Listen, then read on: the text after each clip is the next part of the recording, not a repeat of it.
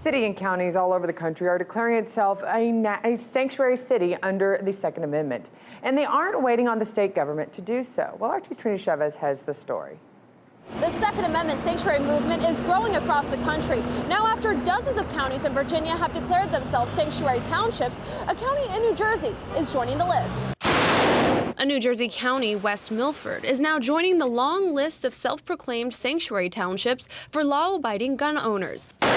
The move comes after dozens of counties across the country are declaring themselves Second Amendment sanctuaries. In recent weeks, dozens of counties in Wisconsin, Florida, Arizona, Texas, and dozens of counties in Virginia have joined the movement. In fact, a wave of resolutions have been passed in several counties in Virginia, declaring sanctuaries and constitutional havens in support of the Second Amendment as a new Democratic majority prepares to take over the state General Assembly. The Democrats have proposed several measures, including an assault rifle ban, universal background checks, and a red flag law. In response, 75 counties vowed that they will not enforce future gun control legislation. Bedford County threatening to withhold funding and even threatening lawsuits, saying that they didn't plan to comply with any possible Democratic champion gun restrictions. Virginia Democratic Rep. Donald McEachin told a Washington Examiner on Thursday that Governor Ralph Northam may have to nationalize the National Guard to enforce the law if local authorities refuse to do so themselves. Meantime, the Unicoi County Commission in Tennessee is moving forward with a resolution to become a Second Amendment sanctuary. Reporting in New York, Trinity Chavez, RT. Well, speaking of Tennessee, for more, we turn to Glenn Jacobs, mayor of Knox County, Tennessee. But I have to bring it up. You might remember him as Kane from the WWE. Huge fan, and thank you so much for joining us, Mayor. Thank you. I appreciate you having me on. Well, you just heard our story, and Trinity kind of gave the background on it. Could you ever see this happening in your own county of Knoxville, as there's already a county in Tennessee proposing this idea of being a sanctuary city for the Second Amendment? I don't think that we folks in Tennessee have anything to worry about. In fact, I would characterize Tennessee as a Second Amendment sanctuary state. Well, and that's I would agree with you on that. It's very much a red state. The House, the Senate, the governorship are all controlled by the Republicans. But there's also some chances sometimes things kind of go a different way. Let's talk about this from a bigger perspective, the macro perspective. Do you think this is a good idea for county governments to start policing themselves or coming up with their own laws and legislations when they don't agree with what their state governments are making the decisions on? Well, I mean, from a legal perspective, that's something that we can debate. I think that decentralization is always good. One of the issues that of course, I'm extremely concerned about is just the big government in Washington, D.C., and really overstepping the bounds of what Congress and the federal government are supposed to do. I mean, if you read the 10th Amendment, it's very clear that Congress has a very limited scope of constitutional powers, and outside of that, it shouldn't be exercising many of the things that it does today. So I think that power should reside mainly in the states. And when we look at the counties, of course, in Tennessee, in Knox County, for instance, we are actually a political subdivision of the state. So we have certain powers that have been granted to us, but otherwise, we're essentially part of the state. Well, and that's the thing, Glenn, is I don't know about the historical, if this has ever been attempted before on other issues. We obviously talk about immigration, but I do have to wonder, do you see this as an attempt to try and kind of reverse what you pointed out, bring the power back down to the states instead of the federal government being, it's kind of, I'd almost say a rebellion of the state government as well as the local government saying, we're not going to continue to take these directives from the federal government?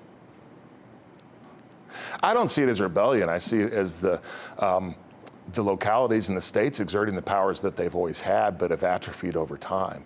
Again, I think that the 10th Amendment could possibly be the most important amendment in the Bill of Rights. There was talk that Samuel Adams actually wanted the 10th Amendment to be the First Amendment in the Bill of Rights. So this idea that the states should be making a lot of these policy decisions as opposed to Washington, D.C., that, of course, is nothing new. And again, I wouldn't call it a rebellion. I would just say that the states are exerting powers that they have always had and should have. Well, and that is a very good concept of it. But, you know, I look at some of the other issues that we're dealing with in society, and you're also looking at the reverse. Let's take Knox County.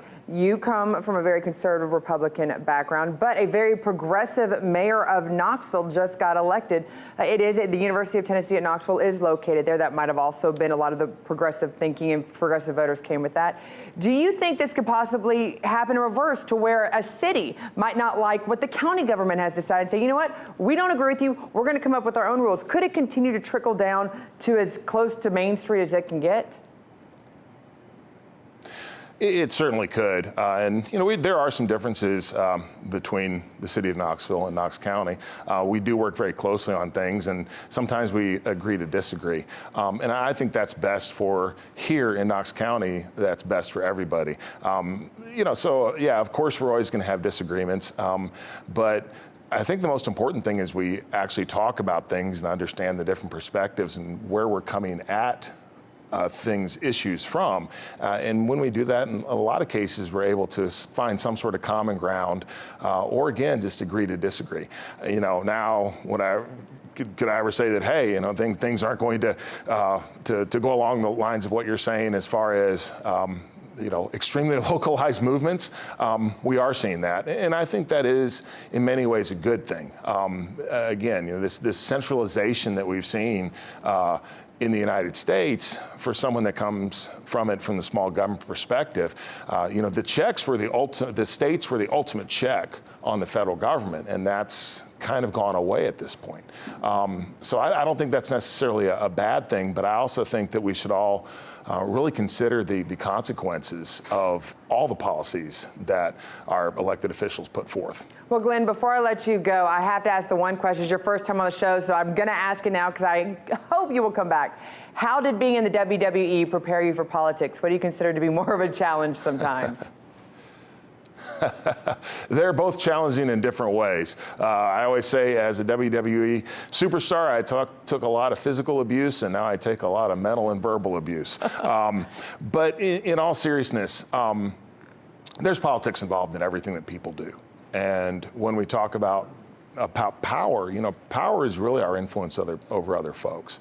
And that's something that I learned a lot about in WWE. And it's something that I took with me to my current position. It's the ability to talk with people, the ability to relate to people are very important. And in the end, that's what politics is really all about. Well, I appreciate you coming on this show. I liked you fighting back then, but I obviously, as a native Tennessean myself, like you fighting today. Thank you so much for joining us. Thank you for having me. It's hard to clear through the debris and get right down to the nitty-gritty that is real news. New details are coming to light in the case of Jeffrey Epstein as more spread between the 2-year Treasury yield and the 10-year Treasury yield. Several hundred students are staging a sit-in. The Amazon rainforest, and the blame game is underway. It's time for RT America. So go ahead and hit that subscribe button.